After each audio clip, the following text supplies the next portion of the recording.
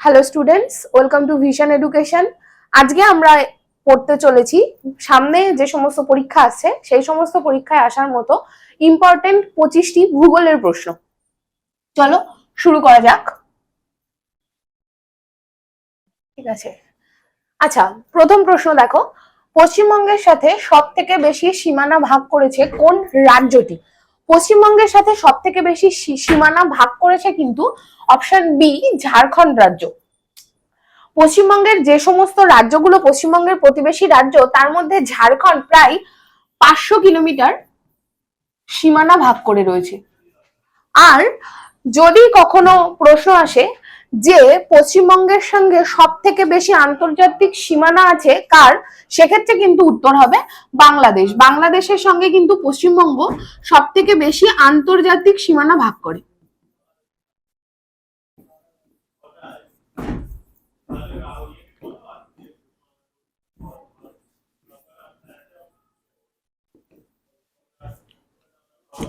আচ্ছা, বাকি বিহার উড়িষ্যাও কিন্তু আমাদের প্রতিবেশী। আচ্ছা, সুন্দরবন কবে বায়োস্ফিয়ার রিজার্ভের তকমা লাভ করে? সালগুলো দেখো, সুন্দরবন কিন্তু বায়োস্ফিয়ার রিজার্ভের তকমা লাভ করে 1989 সালে। 1989 সালে ভারত সরকার সুন্দরবনকে বায়োস্ফিয়ার রিজার্ভের তকমা দেয়। আচ্ছা, এর সাথে সাথে অপশনে থাকা বাকি অপশনগুলো নিয়েও কিন্তু আমরা আলোচনা করব, কারণ বাকি অপশনে থাকা বাকি সালগুলোও কিন্তু সুন্দরবনের সঙ্গে রিলেটেড। আচ্ছা, প্রথমত দেখো, 1987 সালে কিন্তু ওয়ার্ল্ড হেরিটেজের মর্যাদা পায়। 1987 সালে সুন্দরবন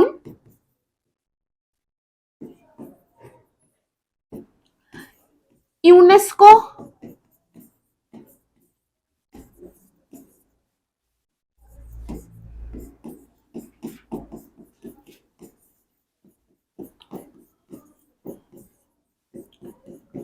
ওয়ার্ল্ড হেরিটেজের মর্যাদা পায় 1987 সালে।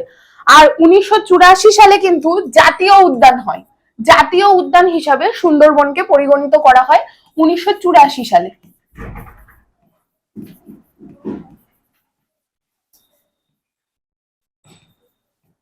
আচ্ছা, 1973 কিন্তু যে 1973 সুন্দরবন টাইগার রিজার্ভ হিসাবে পরিগণিত হয়।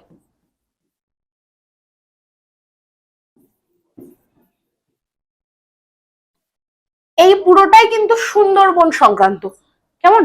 আর 1973 কিন্তু আরো একটা ভারত সরকারের প্রজেক্ট, যেটা প্রজেক্ট টাইগার, অর্থাৎ ভারতবর্ষে বাঘের সংখ্যা বাড়ানোর যে প্রজেক্ট নেওয়া হয়েছিল সেই প্রজেক্ট টাইগার কিন্তু লঞ্চ হয় ভারত সরকারের মাধ্যমে।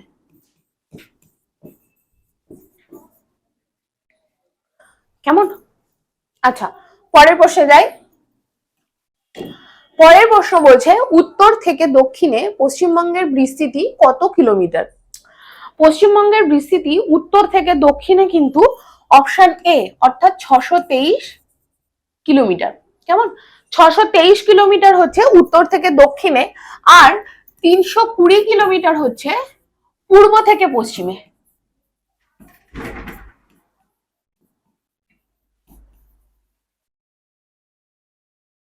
এটা হচ্ছে পশ্চিমবঙ্গের বিস্তার। উত্তর থেকে দক্ষিণে 623 কিলোমিটার এবং পূর্ব থেকে পশ্চিমে 320 কিলোমিটার। এবার তাহলে পশ্চিমবঙ্গের বিস্তার যখন নিয়ে করেছি, তাহলে আমরা একটু ভারতের বিস্তারটাও দেখে নিই। ভারত উত্তর থেকে দক্ষিণে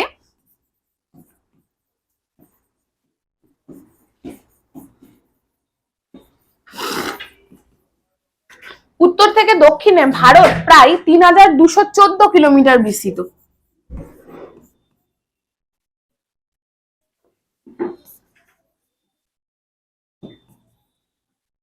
কেমন? আর পূর্ব থেকে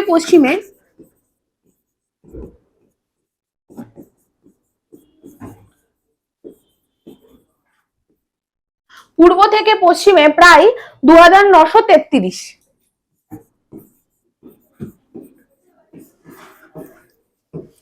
এটা হচ্ছে ভারতের বিস্তার। আর 623 কিলোমিটার এবং 320 কিলোমিটার হচ্ছে পশ্চিমবঙ্গের বিস্তার। তাহলে এখান থেকে একটা জিনিস আমাদের কাছে দেখো, ভারতের উত্তর দক্ষিণ এবং পূর্ব পশ্চিমের বিস্তার প্রায় কাছাকাছি, কিন্তু পশ্চিমবঙ্গের ক্ষেত্রে দেখো সেটা প্রায় হাফ। পরের প্রশ্নে যাচ্ছি। 4 নম্বর প্রশ্ন, মহানন্দা করিডোর কোন জেলায় দেখতে পাওয়া যায়? মহানন্দা করিডোর দেখতে পাওয়া যায় অপশন সি অর্থাৎ উত্তর দিনাজপুর জেলায়। উত্তর দিনাজপুর জেলায় দেখতে পাওয়া যায় হচ্ছে মহানন্দা করিডোর। আচ্ছা, এবার হচ্ছে আরেকটা করিডোর যেটাকে শিলিগুড়ি করিডোর বলা হয়। শিলিগুড়ি করিডোর কিন্তু শিলিগুড়ি জেলায়।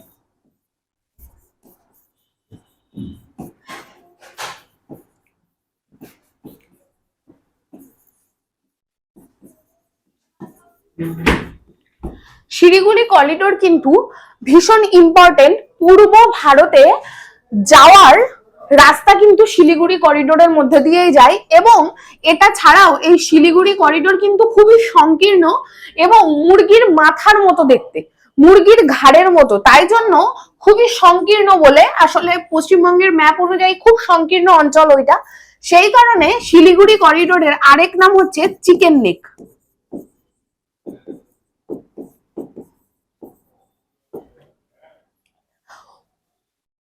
পূর্ব ভারতে প্রবেশ করার রাস্তা কিন্তু এই শিলিগুড়ি করিডোরের মধ্য দিয়ে গেছে।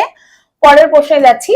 5 নম্বর প্রশ্ন দেখো, বাংলাদেশের সাথে পশ্চিমবঙ্গ কত সীমানা ভাগ করেছে? বাংলাদেশের সাথে কিন্তু পশ্চিমবঙ্গ আন্তর্জাতিক সীমানা ভাগ করে।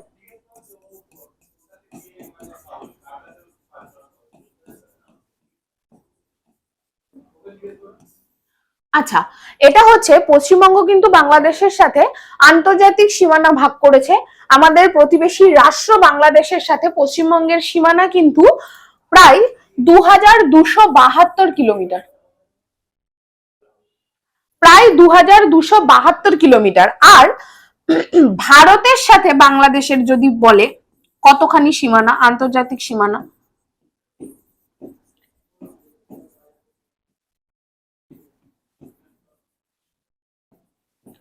ভারতের সাথে বাংলাদেশের আন্তর্জাতিক সীমানা কিন্তু 4096 কিলোমিটার। কেমন? পশ্চিমবঙ্গের সাথে বাংলাদেশের সীমানা 2272 কিলোমিটার, আর ভারতের সাথে বাংলাদেশের সীমানা কিন্তু প্রায় 4096 কিলোমিটার। পরের প্রশ্নে যাচ্ছি। দেখো 6 নম্বর প্রশ্ন, নেপাল থেকে দার্জিলিংকে পৃথক করেছে কোন পর্বত শ্রেণী? আমাদের পশ্চিমবঙ্গের ঠিক ওপরেই আছে সিকিম রাজ্য উত্তর দিকে, এবং তার পাশে অর্থাৎ উত্তর পশ্চিম দিকে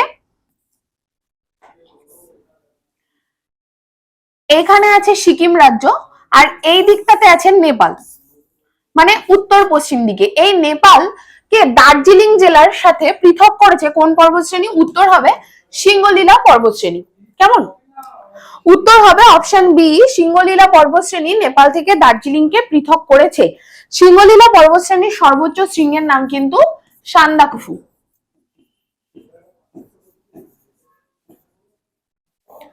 সান্দাকফু, সান্দাকফু কিন্তু পশ্চিমবঙ্গেরও সর্বোচ্চ শৃঙ্গ। সান্দাকফুর উচ্চতা হচ্ছে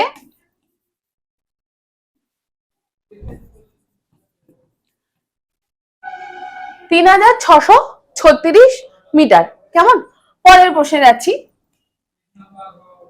আচ্ছা, বিহারীনাথ পাহাড় 7 নম্বর প্রশ্ন দেখো, বিহারীনাথ পাহাড় কোন জেলায় অবস্থিত? বিহারীনাথ পাহাড় কিন্তু পশ্চিমবঙ্গের অন্যতম একটি পর্যটন স্থান। এটি কিন্তু অপশন এ, বিহারীনাথ পাহাড় কিন্তু বাঁকুড়া জেলায় অবস্থিত, এবং এটা কিন্তু বাঁকুড়া জেলার সর্বোচ্চ স্থান। বাঁকুড়া জেলার সর্বোচ্চ স্থান বিহারীনাথ পাহাড়ও কিন্তু। আচ্ছা, আরো আরো বাঁকুড়া জেলায় আরো একটা পাহাড় আছে যেটা তোমার কিন্তু ঘুরতে যাওয়ার জায়গা। আসুন স্যার।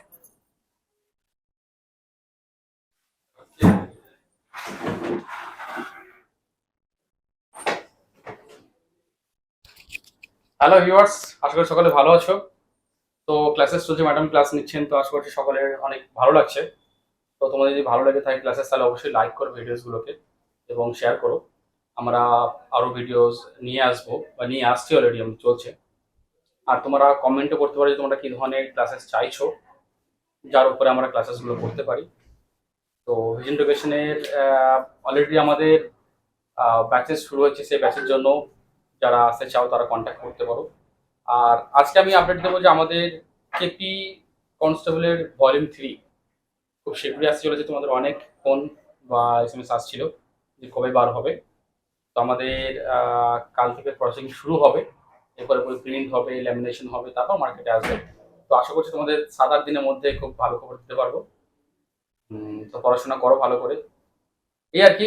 ক্লাসেস নিশ্চয়ই ভালো লাগছে, তো অবশ্যই তোমরা কিন্তু ভালো লাগলে শেয়ার করো আর কমেন্টে জানিও যে তোমাদের আর কি লাগবে। Okay madam? হ্যাঁ sir, thank you sir, thank you so much. চলো তাহলে কন্টিনিউ করি। স্যারের কথা অনুযায়ী কিন্তু আমাদের মনে রাখতে হবে, যাই হোক না কেন পরিস্থিতি, নিজের প্রস্তুতি সবসময় চালিয়ে যেতে হবে। কেমন? চলো, বাঁকুড়া জেলার আরো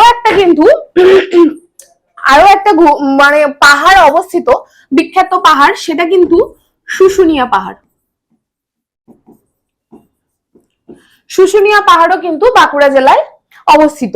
আর আরো একটা পাহাড় যেটা পশ্চিমবঙ্গের ঘুরতে যাওয়ার জায়গা, আমি উত্তরবঙ্গের কথা বলছি না, মানে মালভূমি অঞ্চলে যে সমস্ত জেলাগুলো আছে সেখানে, সেটা হচ্ছে পুরুলিয়া জেলার অযোধ্যা পাহাড়।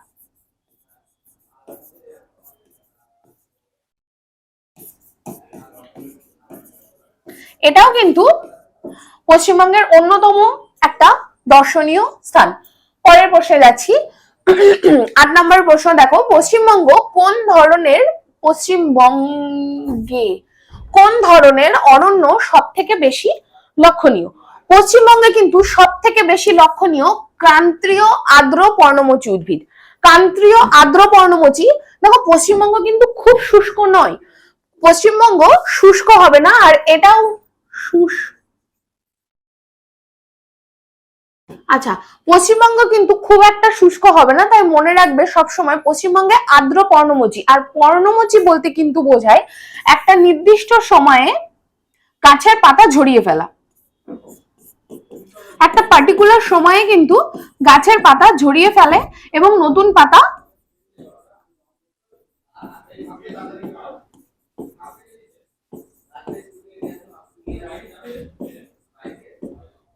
আচ্ছা, এবার বলি ক্রান্তীয় আর্দ্র পর্ণমোচী উদ্ভিদের কিছু উদাহরণ।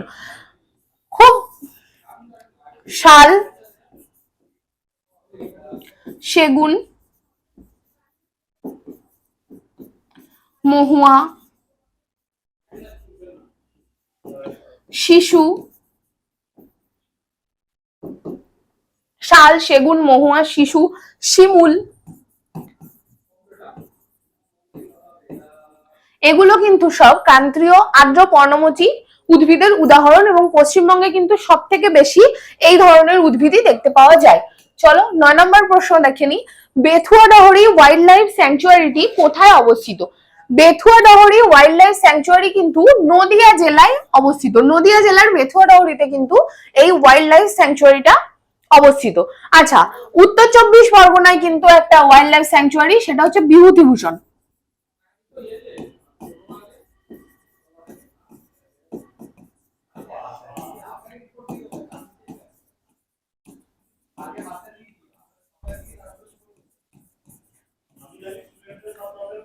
একদম, উত্তর 24 পরগনায় হচ্ছে বিভূতিভূষণ ওয়াইল্ড লাইফ স্যাংচুয়ারি। আর উত্তর দিনাজপুরে কিন্তু রয়েছে রায়গঞ্জ ওয়াইল্ড লাইফ স্যাংচুয়ারি, যার মধ্যে কুলিক পাখিরালয়।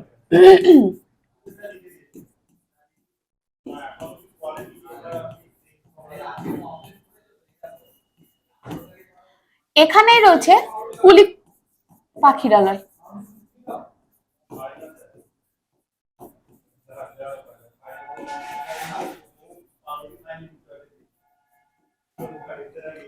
কেমন?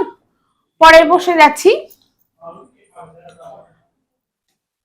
10 নম্বর প্রশ্ন দেখো, বলছে পশ্চিমবঙ্গের কোন জেলায় সাক্ষরতার হার সর্বাধিক? পশ্চিমবঙ্গের পূর্ব মেদিনীপুর জেলায় কিন্তু, অপশন সি, পূর্ব মেদিনীপুর জেলায় কিন্তু সাক্ষরতার হার সর্বাধিক। এখানে সাক্ষরতার হার প্রায় 87.02%। কেমন?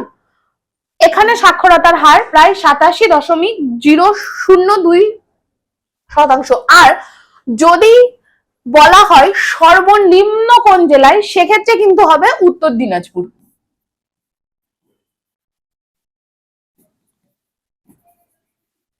সর্বনিম্ন হচ্ছে উত্তর দিনাজপুর। উত্তর দিনাজপুর জেলায় কিন্তু সাক্ষরতার হার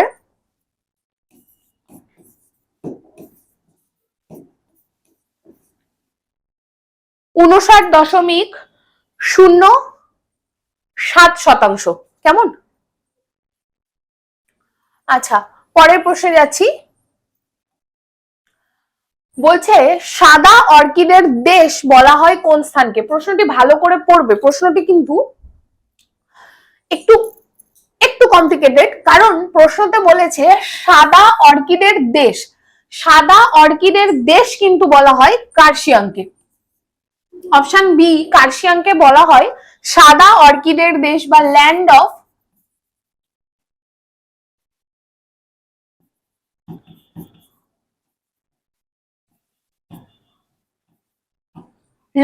হোয়াইট অর্কিড। এখানেই প্রশ্ন আরো একটা হতে পারে, তাহলে ম্যাডাম অর্কিডের শহর কাকে বলে? অর্কিডের শহর কিন্তু বলা হয় কালিম্পংকে।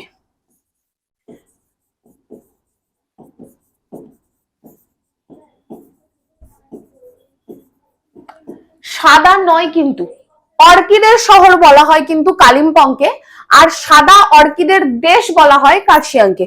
কেমন? অর্কিডের শহর, সিটি অফ অর্কিড।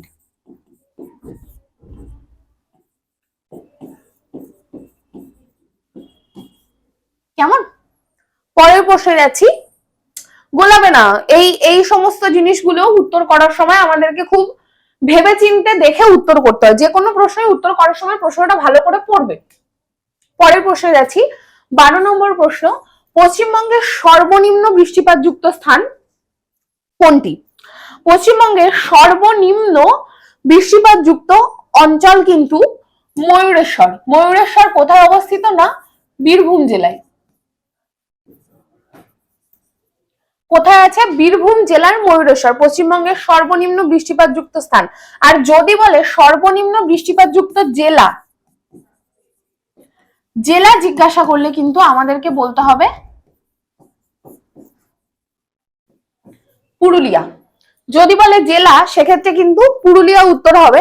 আর স্থান বললে হবে বীরভূমের ময়ূরেশ্বর। ময়ূরেশ্বর হচ্ছে পশ্চিমবঙ্গের শুষ্কতম স্থান। পরের প্রশ্ন দেখো, পশ্চিমবঙ্গের কোন জেলায় আয়তনের দিক থেকে সব থেকে বেশি বনভূমি দেখতে পাওয়া যায়? আয়তনের দিক থেকে সব থেকে বেশি বনভূমি কিন্তু দেখতে পাওয়া যায় জলপাইগুড়ি জেলায়। জলপাইগুড়ি জেলায় কিন্তু প্রায়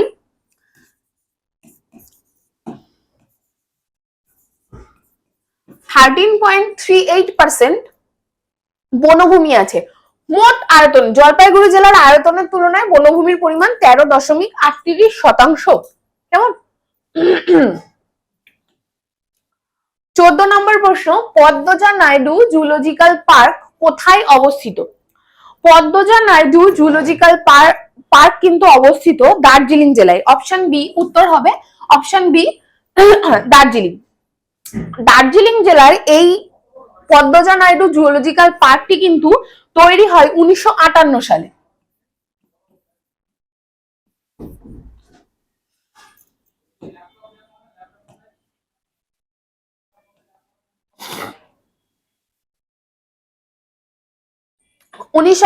সালে তৈরি হয় পদ্মজা নাইডু জুলজিক্যাল পার্ক। এটা কিন্তু ভারতের সর্বোচ্চ চিড়িয়াখানা।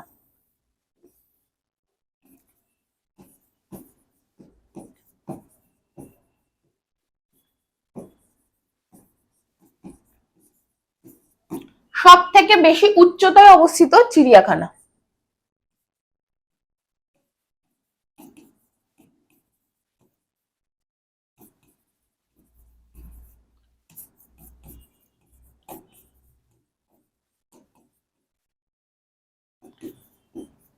এর আরেকটা নামও আছে, সেটা হচ্ছে দার্জিলিং চিড়িয়াখানা নামেও কিন্তু পরিচিত।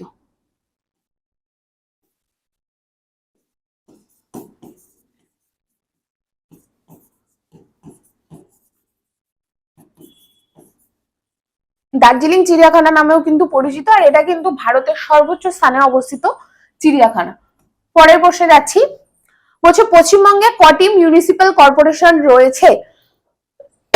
সরি, পশ্চিমবঙ্গে কিন্তু মোট 7টি মিউনিসিপ্যাল কর্পোরেশন রয়েছে। পশ্চিমবঙ্গের 7টি মিউনিসিপ্যাল কর্পোরেশনের মধ্যে সবার প্রথমে মনে হয় আমাদের কলকাতা, বিধাননগর,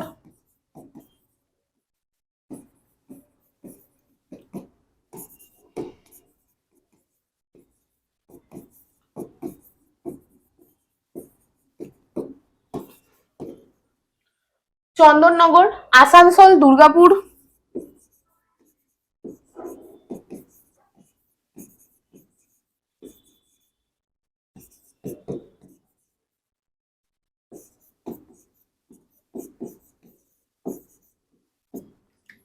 আর দুটো হচ্ছে শিলিগুড়ি এবং হাওড়া।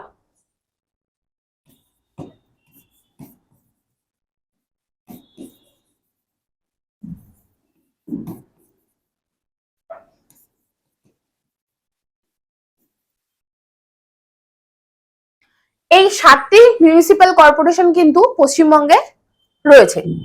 পরের প্রশ্নতে যাচ্ছি, বলছে পশ্চিমবঙ্গে ড্রাই পোর্ট কোথায় অবস্থিত? ভীষণ ইম্পর্টেন্ট প্রশ্ন। ড্রাই পোর্ট মানে সমুদ্র থেকে অনেক দূরে, অনেকটা দূরে অবস্থিত এবং কোন রাজ্য বা কোন অঞ্চলের আভ্যন্তরীণ যে রেলপথ বা সড়ক পথের সাথে যুক্ত। কেমন? সরাসরি কিন্তু সমুদ্রের সাথে যুক্ত নয়। পশ্চিমবঙ্গের ড্রাইপোর্ট কিন্তু অবস্থিত কলকাতা এবং হলদিয়া। কলকাতা এবং হলদিয়া দুটোই কিন্তু পশ্চিমবঙ্গের ড্রাইপোর্ট। এর মধ্যে কলকাতা পোর্টের নাম কিন্তু শ্যামাপ্রসাদ মুখার্জি পোর্ট ট্রাস্ট।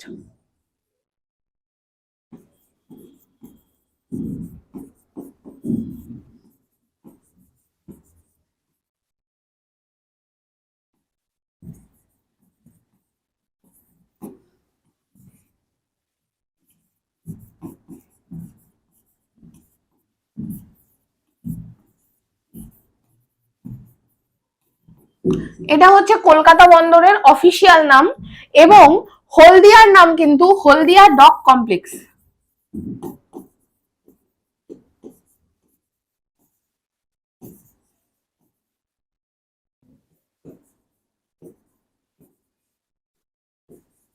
কেমন?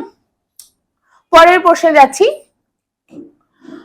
17 নম্বর প্রশ্ন দেখো, স্বাধীনতা লাভের সময় পশ্চিমবঙ্গের নিচের কোন জেলাটি ছিল না? স্বাধীনতা লাভের সময় কিন্তু পশ্চিমবঙ্গে কোচবিহার জেলা ছিল না। কোচবিহার জেলা কিন্তু 1950 সালের 1 জানুয়ারিতে পশ্চিমবঙ্গের জেলা হিসাবে পরিগণিত হয়।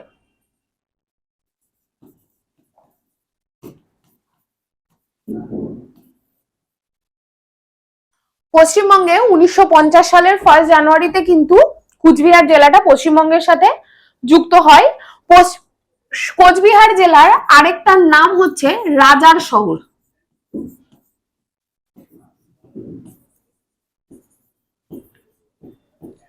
রাজার শহর বলা হয় কোচবিহারকে।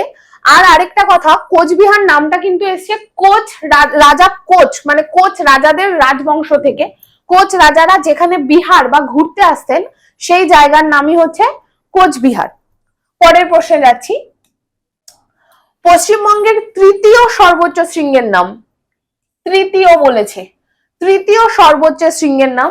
তাহলে তৃতীয় কোনটা সেটা জানার জন্য কিন্তু আমাদেরকে প্রথম আর দ্বিতীয়টাও জানতে হবে। কেমন? পশ্চিমবঙ্গের তৃতীয় সর্বোচ্চ শৃঙ্গের নাম হচ্ছে সবরগ্রাম। আর তাহলে বাকি দুটো কি কি? পশ্চিমবঙ্গের সর্বোচ্চ শৃঙ্গ হচ্ছে সান্দাকফু, এটা হচ্ছে প্রথম। তারপরে হচ্ছে ফালুট, আর তৃতীয় সর্বোচ্চ হচ্ছে সবরগ্রাম। সান্দাকফুর উচ্চতা হচ্ছে 3636,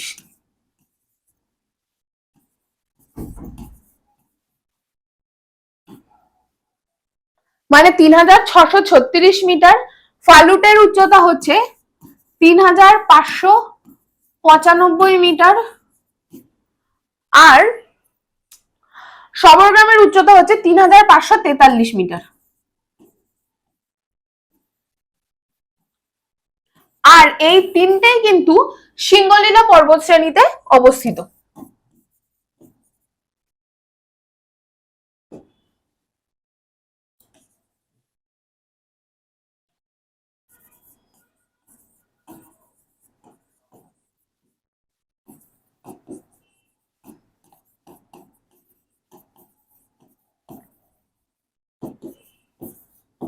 এই তিনটেই কিন্তু সিঙ্গলীলা পর্বতশ্রেণীতে অবস্থিত। পরের প্রশ্নে যাচ্ছি, বলছে টি বোর্ড অফ ইন্ডিয়া কোথায় অবস্থিত? চা বোর্ড। পশ্চিমবঙ্গের অবস্থিত কিন্তু টি বোর্ড অফ ইন্ডিয়া কিন্তু অবস্থিত পশ্চিমবঙ্গের কলকাতায়। কেমন? কলকাতাতে কিন্তু টি বোর্ড অফ ইন্ডিয়া অবস্থিত। স্থাপনা, টি বোর্ড অফ ইন্ডিয়া স্থাপনা হয় 1953 সালে। কেমন? আচ্ছা, এবার তাহলে চায়ের কথাই যখন হয়েছে, তাহলে চা উৎপাদনে ভারতের প্রথম তিনটে রাজ্যের নাম আমরা একটু জেনে নিই। চা উৎপাদনে ভারতে প্রথম কিন্তু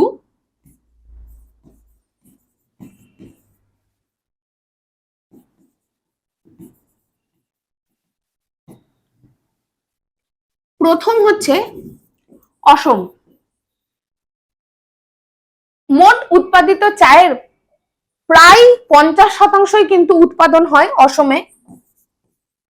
দ্বিতীয় হচ্ছে আমাদের পশ্চিমবঙ্গ,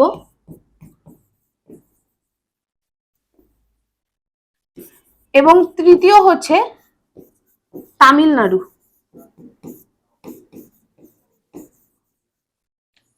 কেমন? চা উৎপাদনে কিন্তু প্রথম তিনটে রাজ্য হচ্ছে, প্রথম হচ্ছে অসম, দ্বিতীয় হচ্ছে পশ্চিমবঙ্গ এবং তৃতীয় হচ্ছে তামিলনাড়ু। পরের প্রশ্ন দেখে নিই, চলো। 20 নম্বর প্রশ্ন, চুম্বি উপত্যকা কোন সীমান্তে অবস্থিত? চুম্বি উপত্যকা কিন্তু অবস্থিত অপশন বি, সিকিম ভুটান সীমান্তে। আচ্ছা, ভারতের সিকিম এবং ভুটান সীমান্তে কিন্তু চুম্বি উপত্যকা অবস্থিত। এই চুম্বি উপত্যকার আরো একটা কারণে কিন্তু ভীষণ ইম্পর্টেন্ট, সেটা হচ্ছে যে ডোকলাম এলাকা, যেটা নিয়ে কিন্তু ভারত এবং চীনের মধ্যে বিতর্ক।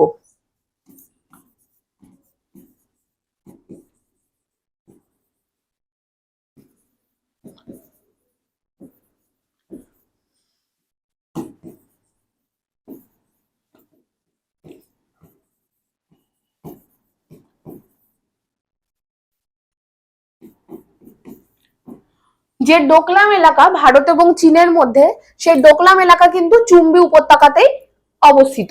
কেমন? পরের প্রশ্নে যাচ্ছি।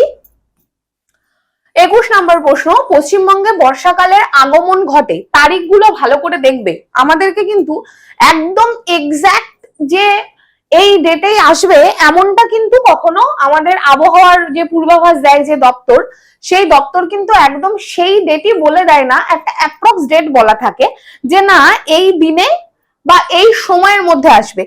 সেখান থেকে দেখতে গেলে বলা হয় যে সবার প্রথম ভারতে মৌসুমী বায়ু প্রবেশ করে, মৌসুমী বায়ু প্রবেশ করার সাথে সাথেই কিন্তু বর্ষাকাল শুরু হয়ে যায়, বর্ষার আগমন বলা হয়। মৌসুমী বায়ু কিন্তু সবার প্রথম ভারতে প্রবেশ করে কেরল রাজ্যে। এই কেরল রাজ্যে প্রবেশ করার সময়সীমা হয় 1 থেকে 5 জুন। কেমন? কেরল রাজ্যে প্রবেশ করার সময়সীমা দেওয়া হয় 1 থেকে 5 জুন। তারপরে আস্তে আস্তে তার পরবর্তী 5-7 দিনের মধ্যে পশ্চিমবঙ্গ এবং উল্টো দিকে মুম্বাই এই সমস্ত দিকগুলোতে চলে যায়। তেমনি আমাদের পশ্চিমবঙ্গে বর্ষার আগমনের সময় কিন্তু 5 থেকে 10 জুন ধরা হয় যে এই সময়কালের মধ্যে কিন্তু পশ্চিমবঙ্গে আসবে। এই যে টাইম পিরিয়ডটা দেওয়া রয়েছে, এই পুরোটা দেখে অপশন বি হবে কিন্তু এক্ষেত্রে এই প্রশ্নের উত্তর। দেখো, পশ্চিমবঙ্গে বর্ষাকালের আগমন ঘটবে কিন্তু তাহলে 8 জুন। পরের প্রশ্নতে যাচ্ছি, পশ্চিমবঙ্গের ধানের গোলা বলা হয় কোন জেলাকে? কেমন? পশ্চিমবঙ্গের ধানের গোলা কিন্তু বলা হয় অপশন সি, পূর্ব বর্ধমান জেলাকে। পূর্ব বর্ধমান জেলাকে বলা হয় পশ্চিমবঙ্গের ধানের গোলা। আর ভারতের ধানের গোলা তাহলে কাকে বলা হয়? ভারতের ধানের গোলা কিন্তু বলা হয়, ধানের গোলা তো নয়, ধানের ঝুড়ি বা এরকম, এটা বলা হয় কিন্তু অন্ধ্রপ্রদেশকে।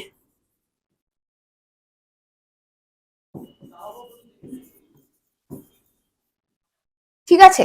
আর আরো একটা এই ধান সংক্রান্ত আরো একটা শহর নিয়ে প্রশ্ন আসে, সেটা হচ্ছে তামিলনাড়ুর থাঞ্জাভুর। সেটাকে কিন্তু বলা হয় দক্ষিণ ভারতের শস্যাগার। তামিলনাড়ু জেলার থাঞ্জাভুর, তামিলনাড়ুর রাজ্যের থাঞ্জাভুর।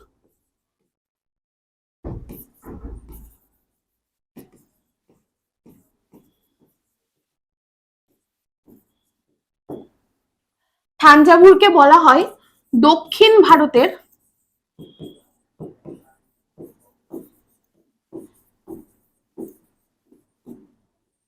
শস্যাগার।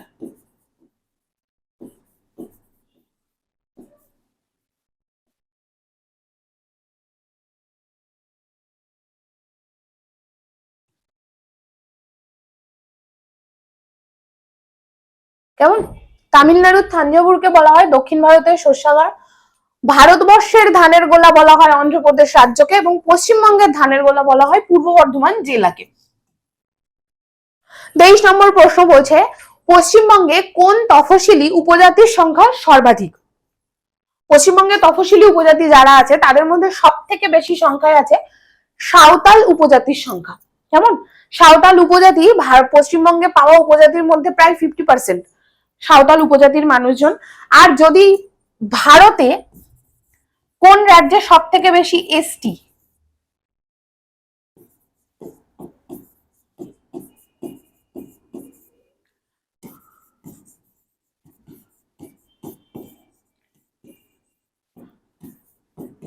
এসটি বা সিডিল ট্রাইব পাওয়া যায় ভারতের মধ্যপ্রদেশ রাজ্যে।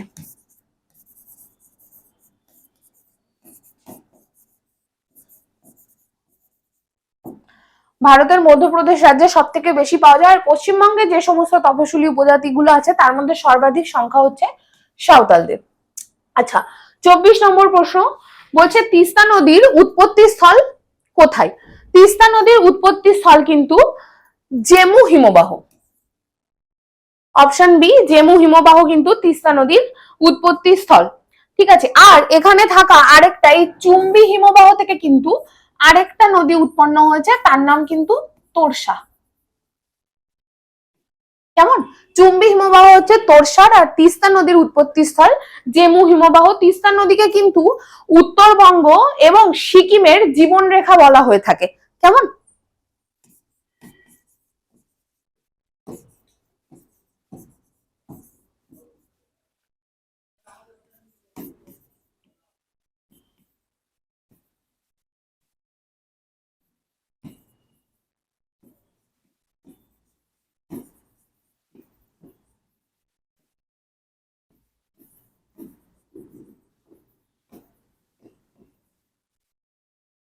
তিস্তা নদীকে কিন্তু সিকিম বা উত্তরবঙ্গের জীবনরেখাও বলা হয়ে থাকে।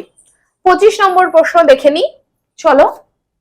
আচ্ছা, তোরসা নদীর আরেকটা নাম কিন্তু আমছু, মানে তোরসা তার সাথে আরেকটা নাম হচ্ছে কেমন? পরের প্রশ্নে যাচ্ছি।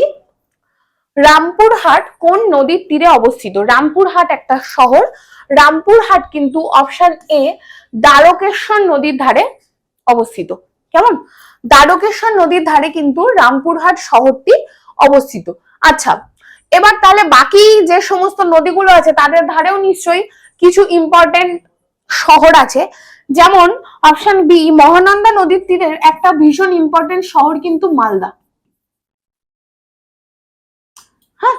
আত্রেই নদীর ধারে কিন্তু বালুরঘাট।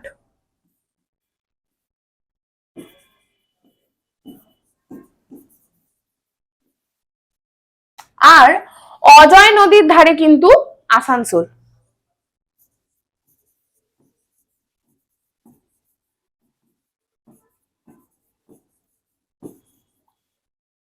কেমন? দ্বারকেশ্বরের ধারে রামপুরহাট, মহানন্দার ধারে মালদা, আত্রেয়ীর ধারে বালুরঘাট এবং অজয়ের ধারে আসানসোল। তাহলে এই অবধি, দেখা হচ্ছে আবার নেক্সট ক্লাসে।